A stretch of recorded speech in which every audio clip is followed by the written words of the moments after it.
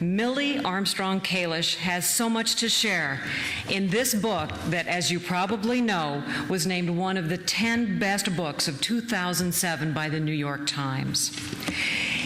You didn't know. Congratulations. Now you do. In this day of TV shows like Survivor, she'd beat everyone hands down. Martha Stewart couldn't even begin to hold a candle. Recycling isn't a new concept. It was a way of life. Use it up, wear it out, make it do without. In this day and age, when our kids are growing up with cell phones, computers, video games, television, Millie takes us on a journey, all of us, to a simpler and sometimes harder time. Growing up in rural Iowa wasn't always easy, but as you know, it was memorable and life-changing for this woman who went on to University of Northern Iowa. She went into the military. Then she became a professor of English at a number of universities, including Iowa. Those of us from Iowa State won't hold that against her. And the University of Iowa-Columbia. She and her husband, Harry, who also is a professor, raised 2 sons, and they are now retired in California. Well, I too grew up in Iowa a few years later than Millie, but I can still relate, as I think a lot of you can, to so much in her book. My father, who's almost 98, also insists on using real shortcake for strawberry shortcake. None of this sponge cake stuff. Helping my mother hang the laundry in Clarinda, Iowa, and I also worked in the garden. But there was one question in Millie's book that she asked, and I would like to take this opportunity to answer. She asked, does anyone anywhere hang May baskets anymore? Yes, Mildred, in our neighborhood here in Des Moines, that tradition is still going strong. And even though it's not quite May yet, I wanted to give her an early May basket. Well, I don't have any kids at home anymore. They're either in college or gone, so I didn't have any construction paper. So I did the next best thing. I recycled. Where'd it go? Oh.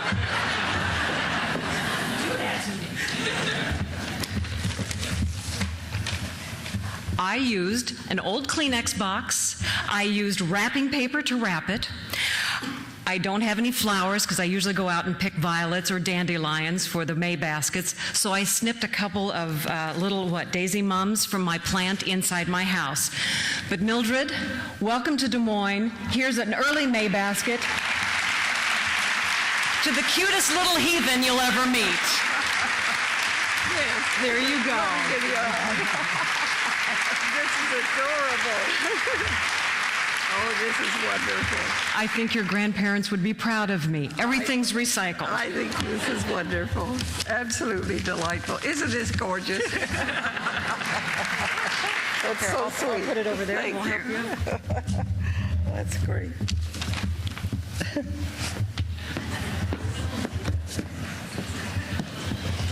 Is it okay? I think so. No, that's not comfortable. There we go. I'll make it. Just don't want to fall into your laps here in the front row. Is that okay? That's fine. Good evening, ladies and gentlemen. I can't tell you how happy I am to be here. It's just it's for people like that. I just love coming back here to Iowa. And tonight I want to talk to you about learning about life. Some weeks ago, I was invited to give a book talk to a Rotary Club, and at that time, I was impressed by a procedure wherein the designated member began the program by presenting a thought for the day. You know, a brief comment or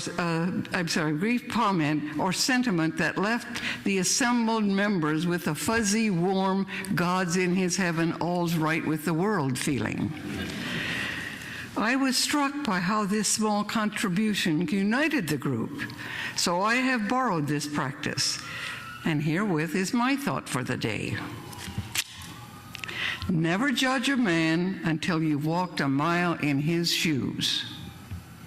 That way, you're a mile away and you have his shoes.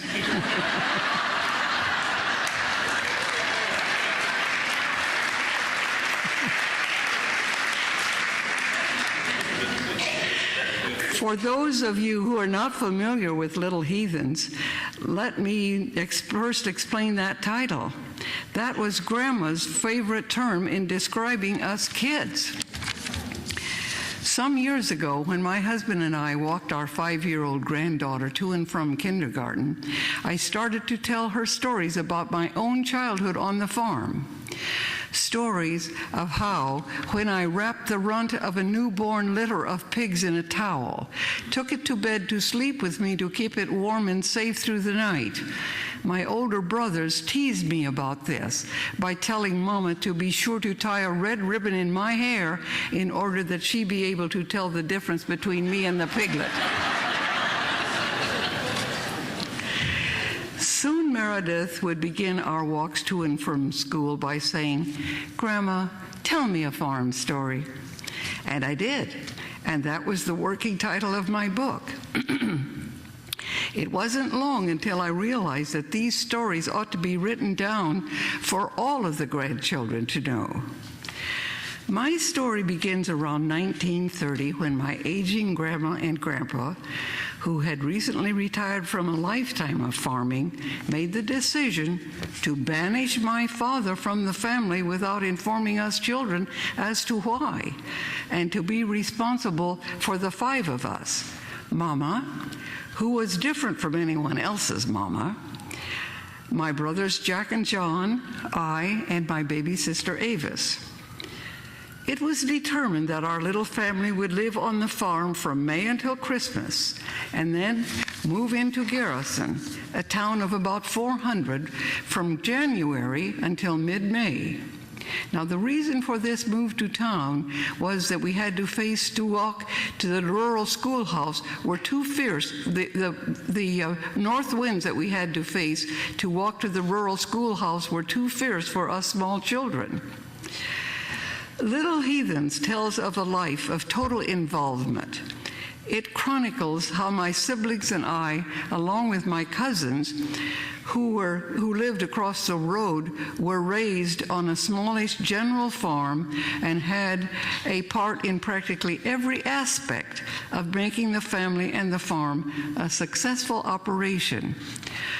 No activity better exemplifies the spirit of cooperation better than haying. As I recall, I reintroduced the description of this chore with the line, "Haying was pure hell." I have had readers who have experienced this activity come to me with tears in their eyes, saying, "You told it exactly the way it is." Anyway, we all ended up, after working all day from sun-up to sundown, and we would be total dirt balls from head to toe. And now I'd like to read an excerpt to describe our different experience as children after a day of haying. And this is from the book. With dusk coming after a day like this, Mama would fetch a steaming tea kettle of water from the kitchen stove and bring it out onto the porch, where during the summer months we set up a washing station. She started with us girls, giving us a soaping from head to toe and sending us, towels and nightgowns in hand, scampering across the grassy lawn to the windmill. Once there, Avis and I pumped pails of refreshing cold water and doused each other all over until we fairly tingled. After we dried ourselves, we donned our white cotton 90s, ran back to the house and upstairs to bed. We would be dead to the world within seconds. Then the boys would soap themselves, and they had their turn at rinsing with the clear cold water from the windmill. It was an altogether satisfying closure to our day. When Grandma learned of this audacious ceremony, she tore into us, using her favorite term, "little heathens." A body'd think you had no upbringing, she proclaimed. They'd think you'd been peed against a stump and hatched by the sun.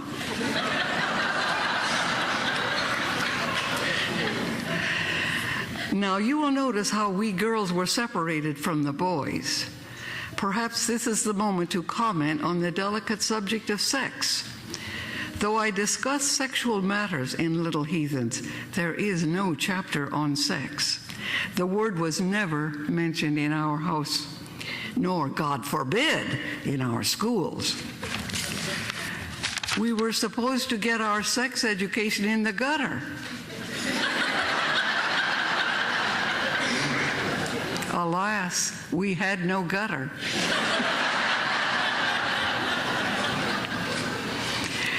We had to get our information in a catch-as-catch-can manner as best we could, and we were not alone. I am reminded of the comment of a comedian of an earlier day, Sam Levinson, who was raised in a family with 4 brothers and 1 younger sister. He said he never knew the difference between a girl and a boy. And he said for the longest time, he thought girls were just soft boys.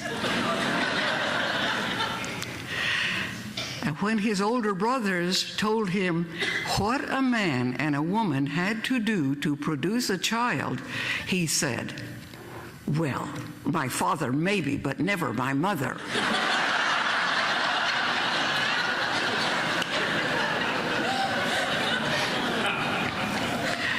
Indeed, our education in sexual matters was woefully insufficient. Now, just a further note on hanging. I'd like to point out that not only is hanging a good example of total involvement by everyone in the family, that activity is also a great example of how the adults, by working right alongside of us, aided, advised, and taught us what we needed to know. In effect, then, for our whole time on that farm, we were being apprenticed to life. About the time of our going to live with Grandpa and Grandma, the Great Depression started to get really, really bad. We children knew something terrible was going on that was not only beyond our control, but beyond the control of adults to whom we looked for protection, and we didn't know what it was. Here is how I describe it in Little Heathens, and now this is a quote from the book. Grandma and Grandpa's attitude toward money was all but crippling.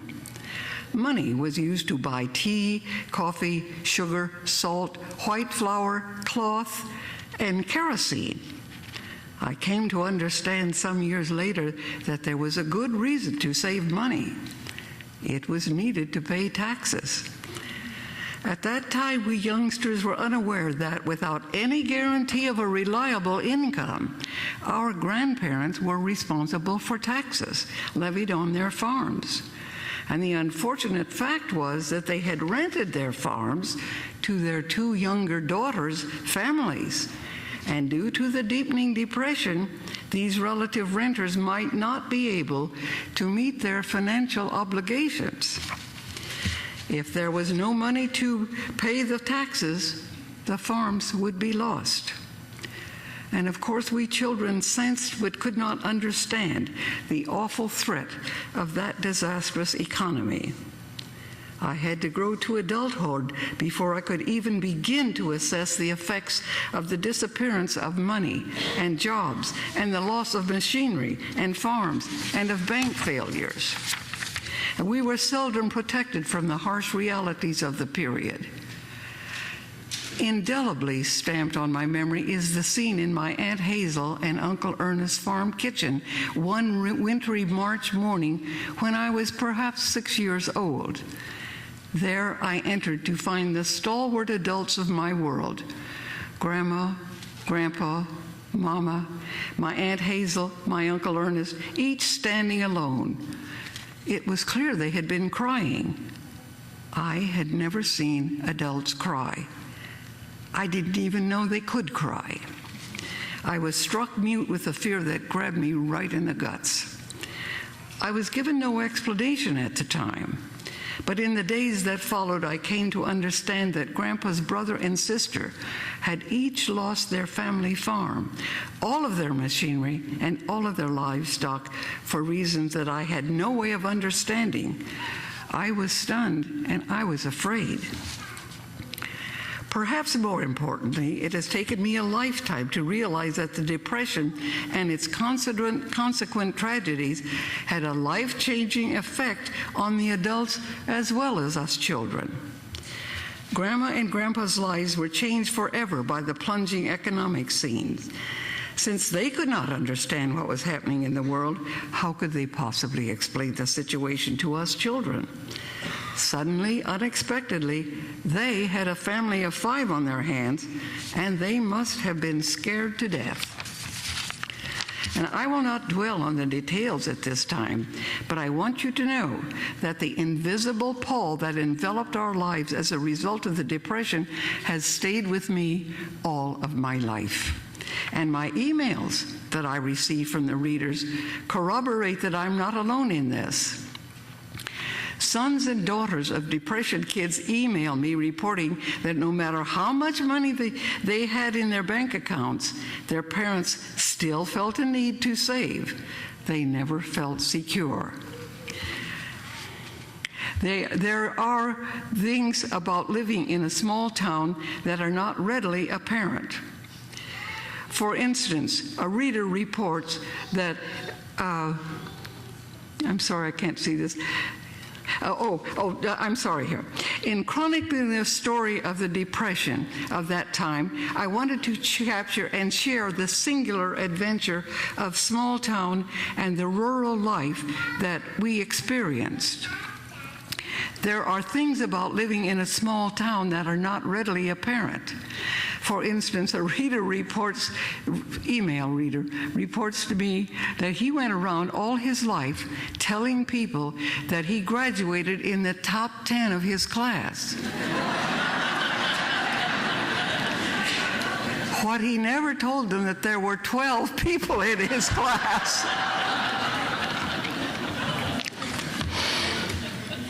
I especially focus on the emphasis on us to be responsible little children.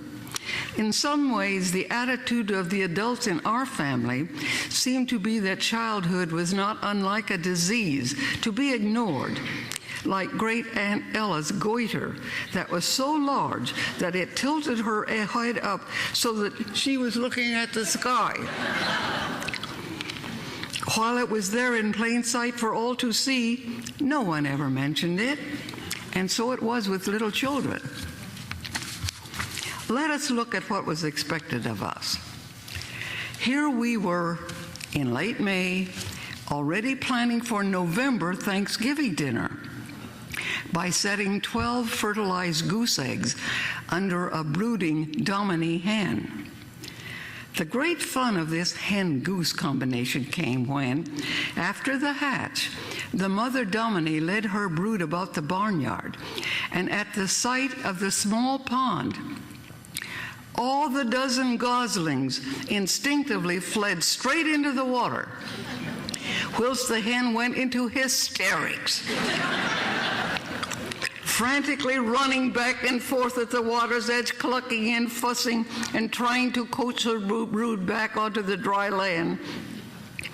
After floating and swimming and diving to their heart's content, eventually the gosling did return to the hen. That was a great show.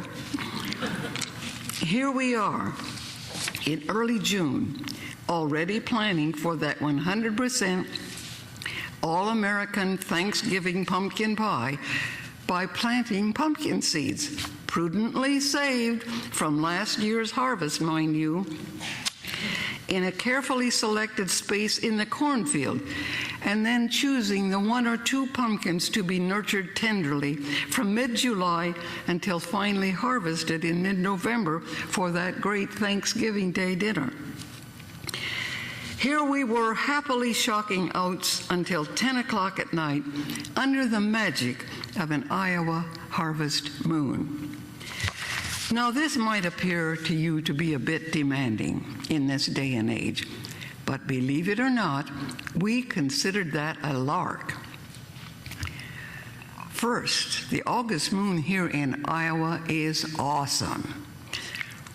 To add to that, Toby, our big Kinardly, and his best friend, Old Puss, accompanied us out to the oat field. As we arranged the bundles into shocks, our pets entertained us. Old Puss would bat Toby on the hind leg and then run like the blazes. Toby would gallop after her in hot pursuit, catch up with her, and they would roll over and over like tumbleweeds, Toby always being careful not to hurt his companion.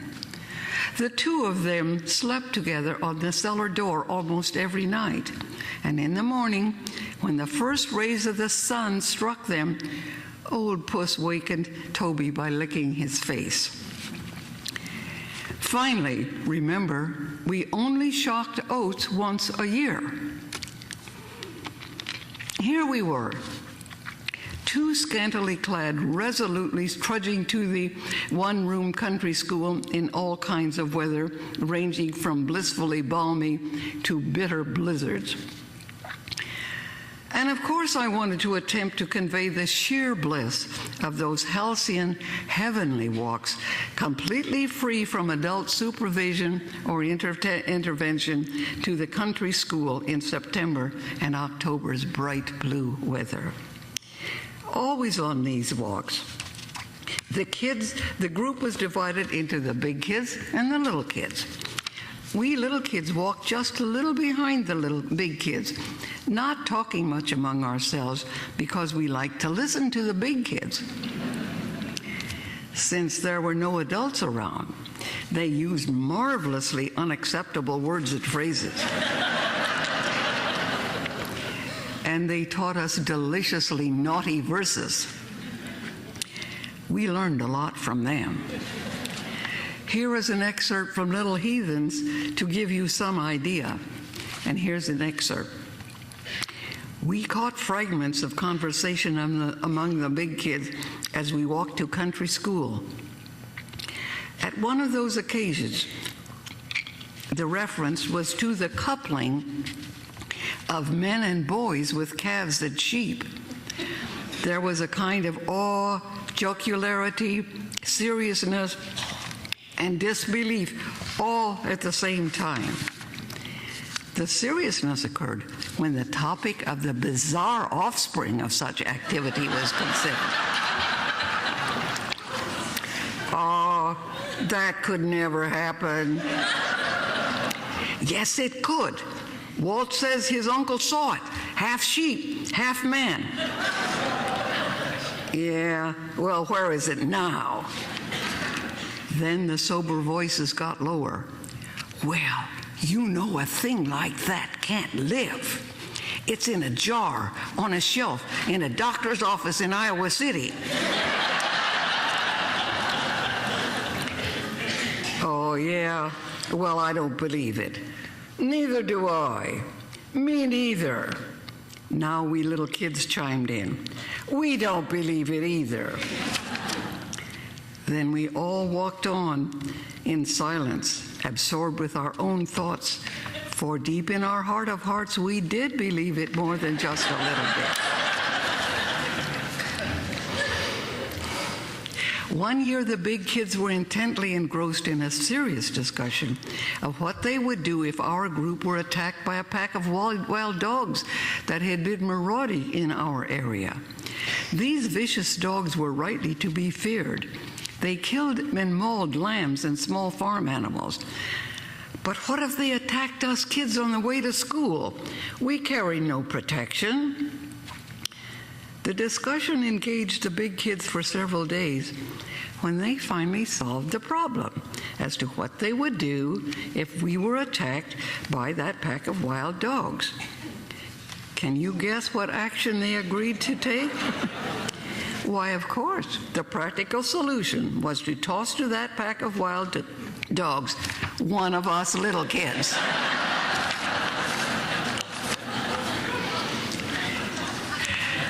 When I visited Iowa last September on a book tour, I met the oldest and the leader of that group. of big kids. And I had a few enjoyable moments watching him squirm, just a little bit embarrassed when I reminded him of his part in this decision so long ago. I hadn't seen him in 78 years. 78. He's now in his 90s, and we both ended up having a good laugh. And I wanted to introduce you to all those decent, industrious folks who helped me to learn about life. And I can think of no better way to do that than to read to you from the chapter on that memorable visit of great-grandpa Jonathan. And this is about this great visit by Grandpa Jonathan Ermey. I will remember forever meeting one of the oldest of my grandfather's father. Great-grandpa is coming. The announcement was on everyone's tongue. Jack, John, Avis, and I, along with our cousins Dean and Robert, who were almost like brothers to us, were all lined up on the freshly scrubbed porch of Aunt Hazel and Uncle Ernest's farmhouse. All the boys had on clean blue denim bibbed overalls. We never called them overalls, we called them overhauls. And had combed their hair with water, a sure sign of a special event.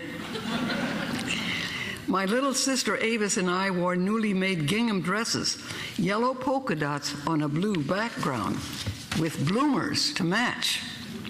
And Mama had put our hair up in rag curls the night before, another sign of a special occasion. We were all barefooted. Keep your heads bowed doing grace. Try not to get dirty. Keep your voices down. And above all, don't run into Grandpa. Aunt Hazel's orders were stern. Grandma, Mama, and Aunt Hazel had been cleaning and baking for days. In Iowa, the honor accorded a guest was gauged by the food the homemaker put on the table. Mama made an especially large batch of honey hickory nut cinnamon rolls in the 9-bun cast iron pans. Aunt Hazel made her specialty, an angel cake, high, white, and covered with boiled whole milk frosting. There were apple and ground cherry pies whose flaky crusts shattered at the first touch of a fork. From the preparations and the reverence with which the adults spoke of great-grandpa, we children looked forward to this visit with the same awe and expectancy that the Israelites awaited Moses' descent from the mountain. Sitting in the lower branches of the sturdy box elder tree, we endlessly discussed his impending arrival. Several of the older kids hooted in derision when I asked whether or not we should address him as great-grandpa. This was the beginning of my becoming aware of an undeclared and not strictly defined division between myself, my little sister, our younger cousins and friends on the one hand, and my older brothers, cousins, and friends on the other, with the age the key factor in one's identification. Throughout my early childhood, younger children were referred to by the older ones as little kids, and we little kids referred to them as big kids. And then he arrived. Grandpa Arthur, who was his oldest husband, that was my grandpa, helped him emerge from the Buick with the isinglass curtains. He looked exactly like one of the prophets pictured in Grandpa's Sunday school pamphlet, The Upper Room. His gnarled hands clasped a sturdy cane with a gold-clad crook. His body was slight and frail. His head looked enormous because of his long white hair and his immense white beard. His eyes, fierce and piercing, focused for what seemed too long a time on each of us kids as we were being introduced. A little frightened, we responded to his questions and observation with sedate respect. After supper, great-grandpa did something to me that was so unusual and so remarkable, something that overwhelmed and embarrassed me so much that I was never able to speak of what occurred. Not everyone would understand such a reaction. That is, you wouldn't understand it unless you came from a family of hearty handshake Methodists, the way I did. In a hearty handshake Methodist family, it wasn't considered appropriate behavior to show approval or affection toward people by hugging and or kissing, or indeed even touching. For instance, I recall an uncomfortable incident that occurred one winter Saturday night in Garrison. Our garrulous, outgoing next-door neighbor, who had dropped in for a chat, turned to us as she exited the kitchen door saying, "Thanks for this great evening. Oh, I do love you folks." With that, she quickly departed. Grandma stiffened in her chair. When the door was securely closed, she said quietly, "Well, we like her too, but there's no need to say so."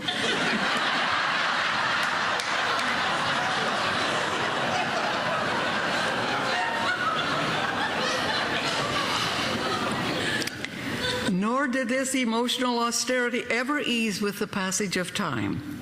Consider Grandpa's response to the safe return of my brother Jack from a 5-year dangerous service in World War II, 5 years in that the very worst fighting. Having served in the fiercest battle of that war, Jack had been wounded, decorated, and pronounced a real hero. On first seeing him, Grandpa placed a hand on Jack's right shoulder. Then, as if realizing that if he was about to reveal some deep emotion, quickly withdrew it as he said ever so softly, "I'm glad you're back. Gosh, I thought I'd never see you again." His eyes were slightly misty, but that was it. In our family, no matter what the circumstance, one's emotions were required to be kept pretty darned quiet, pretty darn private. You could touch, hug, pat, or even kiss kittens, puppies, a favorite calf, or even a horse. But you just didn't do it to people.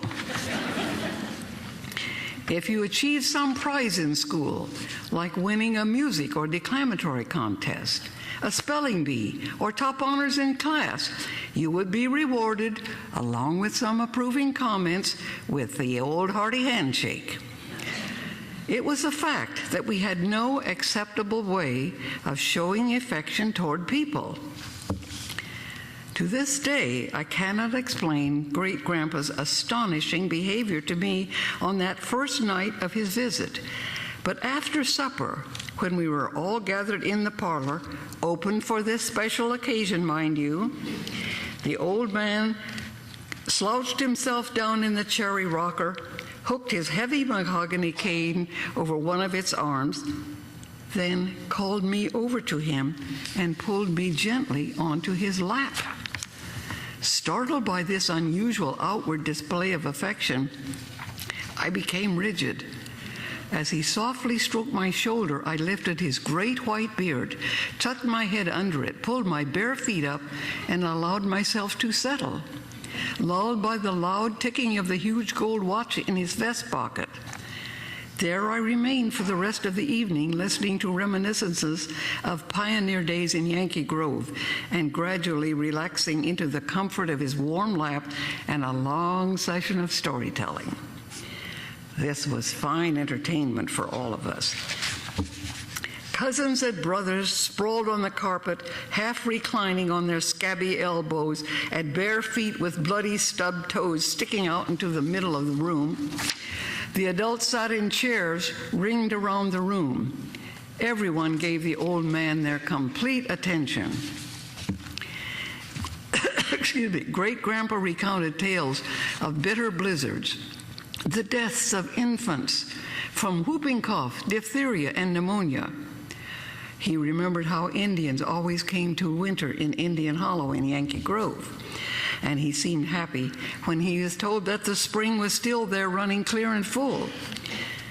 He gleefully recounted his victory over the Burlington, Cedar Rapids, and Minnesota Railway when it appeared the railway was going to cut a sizable corner from one of his fields, depriving him of access to that fertile land. Determined to fight the land grab, he sat vigil with his 12-gauge shotgun until the powers that be decided to reroute that rail bed, leaving his field intact. Then one of the boys dared to ask the question they had been wanting to ask. How did you lose half of your hand? At this point, I parted the coarse white beard so I could watch the gesturing he made with the thumb and index finger of his right hand. That's all there was left of his hand. The rest of it just slanted downward and was covered by a horrid, shiny, pinkish scar. Well, that happened when your grandpa was a boy. We had been watching an eagle that had been taking chicken and pigs for quite a while.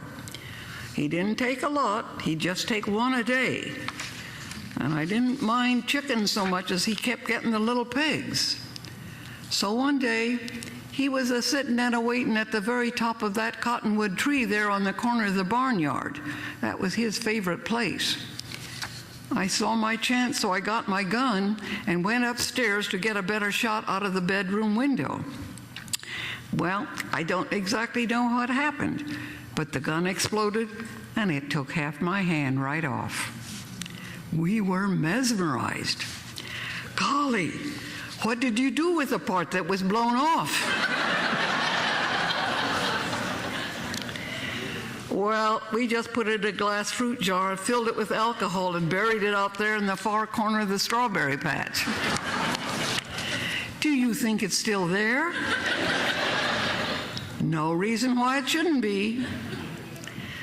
Anyone who knows farm boys doesn't have to ask whether they went in search of that buried hand. Of course they did, but they never found it. Those who were present at this occasion often referred to this never-to-be-forgotten visit in later years. We discussed Great-Grandpa's stories, what he did or didn't say, the accuracy of his reports, his gold-bedecked cane, his physical condition, and the length of his beard. But no one ever mentioned his unprecedented display of affection for me. Now, I long ago recognized that a good many of my attitudes and habits that dominate my life, I learned from my grandparents who were of hardy traditional pioneer stock, imbued with the puritanical values and the Protestant work ethic. And they raised first their own children and then us grandchildren in that same tradition of solid bedrock values of hard work, thrift, self-reliance, and delayed rewards.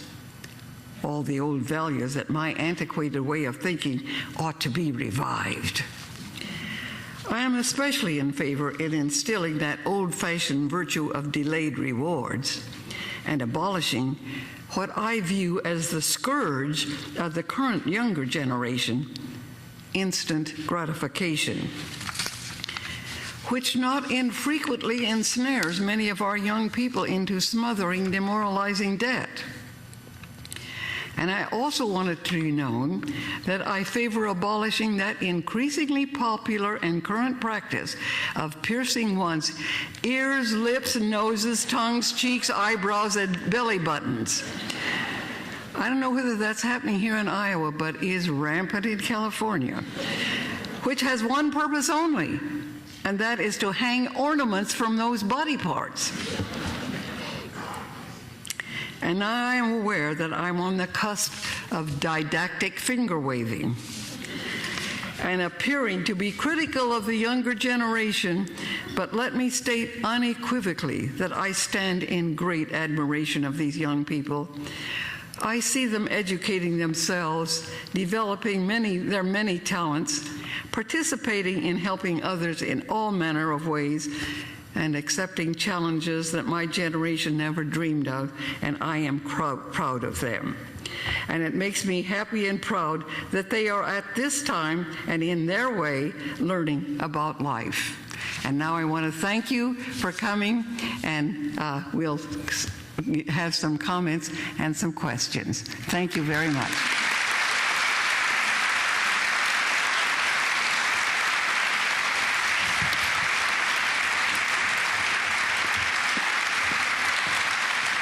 Do we have some questions? Do you enjoy your work? Do you enjoy your work? I do indeed. This has been, the book was published 2 years ago. The book went to publication 2 years ago. It was published 1 year ago, and it has given us a whole new life. You're traveling quite a bit. Not traveling. I've been in Minnesota and Florida and here, and of course I travel a lot in California, but pretty much I stick around California. Doing the book talks and Doing all the that. book talks, yes. Well, one thing, you did describe your dog, and you described the breed as Canardly. Yes. And I know what it means, but I'm not sure if everybody else knows. Who doesn't know what a Canardly is? Canardly. A Canardly is a dog that has so many different breeds mixed in it that you can hardly tell what it is.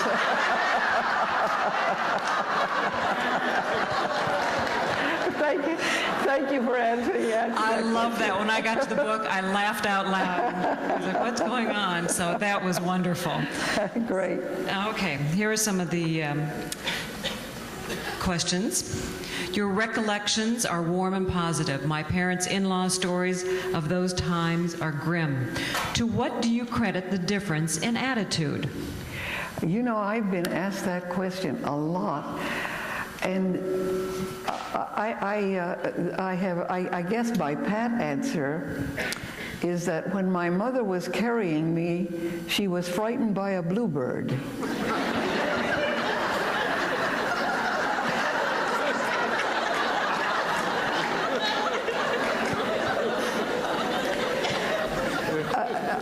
It's interesting. You know that there are, the people who see the donut or the hole, or they see a glass that's half full or half empty. Well, I just kind of congenitally, I think I take a positive view of things. Sometimes I think I must sound like a cheerful idiot, but I do look for this on the sunny side of things. And it's wonderful. The book describes it, it touches it. Here's a burning question I'm sure that all of you want to know. How did women use tomatoes to improve their complexions? Oh, for heaven's sakes, you don't know about the use of tomatoes? You rub either a green one or ripe tomatoes. You just rub them all over your hands and on your face and just let them kind of dry there a while, and then rinse it off with very cool water. It's the very same way that you would use an egg white. Do you know about using egg whites? You beat an egg with just a little, and then slather it over your face, same way you would use a tomato. Let it stay on the egg white for about 15-20 minutes, and then rinse it off with cool water. And it just makes your skin soft and white. White was big in my day. Brown was not in my day. And a matter of fact, Grandma made homemade sunbonnets with covers this deep you could hardly see out, because you didn't want to look as if you came from a farm when you went into town.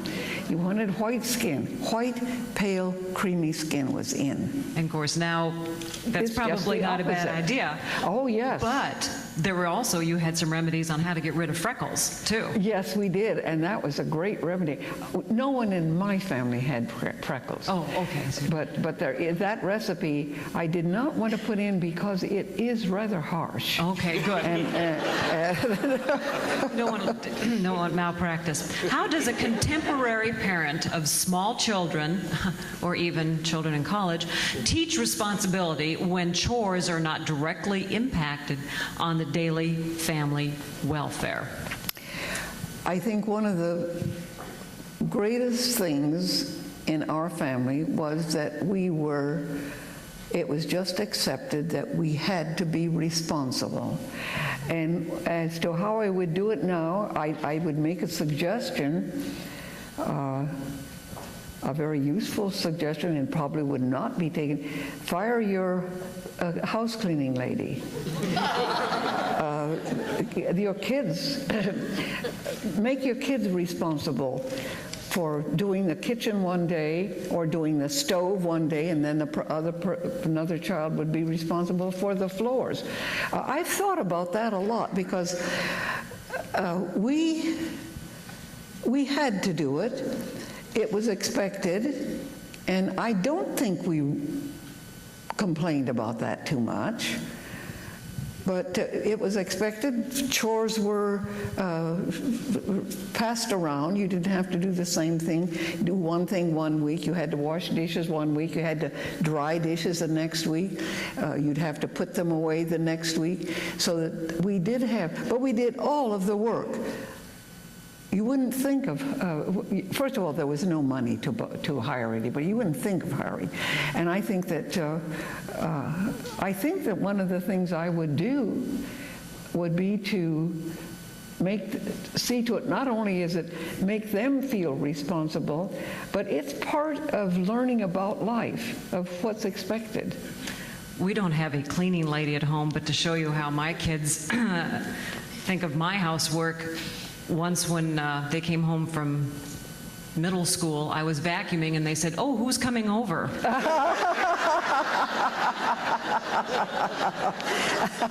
Why clean until you have to is my opinion. Okay. I do think we're obsessed with cleanliness, don't you? That's true, yes. I don't think we need to be quite as clean as we are. Just don't write in my dust. Okay. Talk about your experiences going to the country school, the fall and town school, the winter, spring. What was it like to go back and forth from one type of school to the other year after year?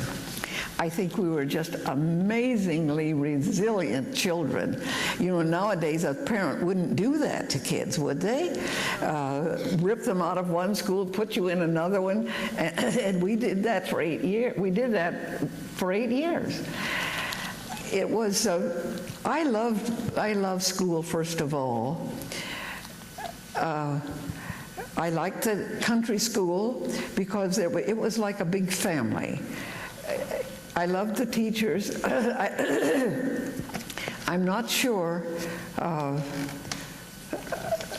not sure why it seemed to me to be a big family, but you know, they were. First of all, I always felt like a little kid. I never remember being a big kid, even when I was probably a big kid. I always felt like a little kid. I don't know. Going from that country school, it was just something that we did. We adjusted easily. I can remember the names of every single teacher I had. Ted Kuzer, incidentally, who is a native of Ames, Iowa, and who is the poet laureate of the United States from 2004 to 2006. Ted Kuzer has a comment that I keep repeating because I love it. He said, "The only real angels you're going to meet on this earth are teachers."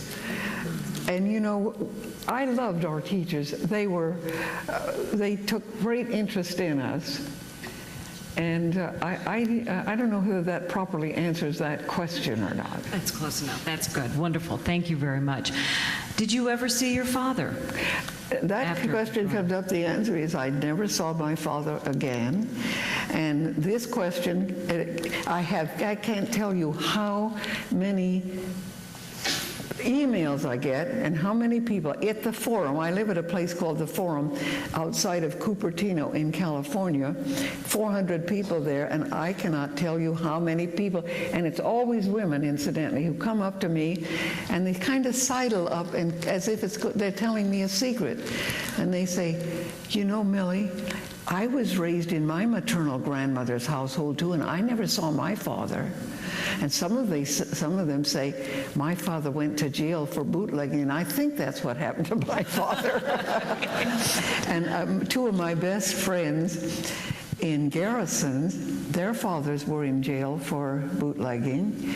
And at the University of Iowa, I had more best friends whose fathers went to jail for bootlegging. And of course, it's too late now. I can't even ask anybody about it. It seems to me that there ought to be a study of this. There must be just loads of families where the father, during the Depression, disappeared because there was no money, there was no jobs. He could not support his family, and so he was out of there. And that's about the best answer I can give. All right. I'm sure that did happen to a lot of people. Have you been back to the farm in the homestead? Oh, my, yes. We were back there. The latest was just last September, and we had a ball. I spoke at Iowa City at the Shambaugh Auditorium to a full house. Cedar Rapids, Vinton, and in Garrison, I got to tell you, Garrison has now 321 people, and then they mark it out, and then under the sign it says 318 people. Or was it 200? But Garrison has a fine, huge firehouse with 4 fire trucks in it.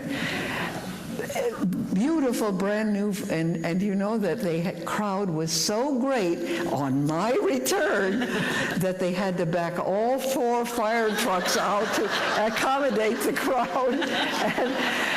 And we went from Vinton to Garrison, and if you've read, how many of you have read Little Heathens? Do you remember that when I told you about Aunt Belle out shooting the young men down at the quarry? I took my son and his daughter and my other son and his family. We walked down to that quarry where the quarry is gone. Now they've torn up the railroad tracks and made that a cross-country track. So I got to take them down to the quarry where Aunt Belle, who used to be a quarry, now it's 50-foot trees are growing there. That was 1930. You can see the time. Went back to Garrison. I thought I was going to get teary. And I didn't, because the people who purchased our house have completely renovated it, so it's not our house anymore. And we got to go see Aunt Belle's house. Everybody came out to Yankee Grove. People who had lived there all of their lives did not know where that cemetery was.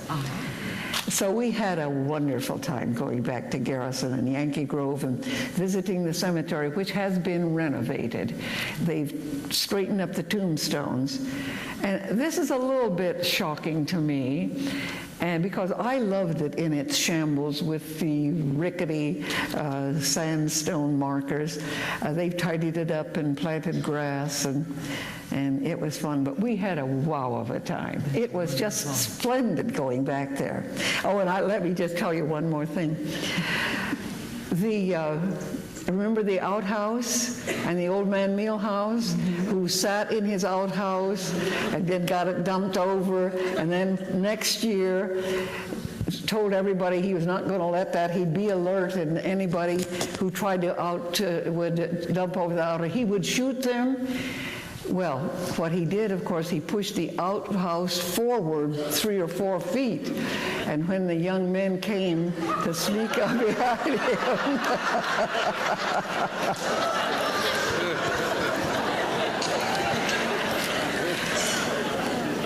a young man, not a young man, he's not even young anymore, young to me, was in his, I guess, 60s, he said, you know, that old man Mealhouse, that's my grandpa, and he willed me that shotgun. I own that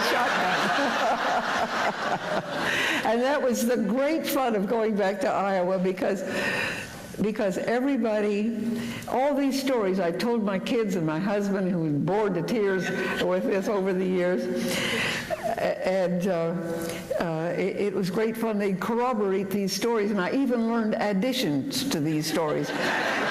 For instance, those young men who Aunt Belle bested down by shooting the tin cans in the running stream, those young men were idiots enough to go back to St. Julich's pool hall and tell everybody what happened.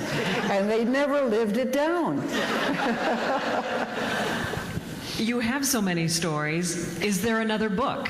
There's enough for another book. I deleted a lot of this one. And as I go back and I meet people and they say, do you remember this? And then I do remember it. And what I do, someone says something and reminds me of something, I jot this down, and on my bulletin board I have a Ziploc bag. I could not live without Ziploc bags. I have it pinned to my bulletin board, and I just put the notes in there. So when I get tired of what they call flogging this book, I'll probably have another book.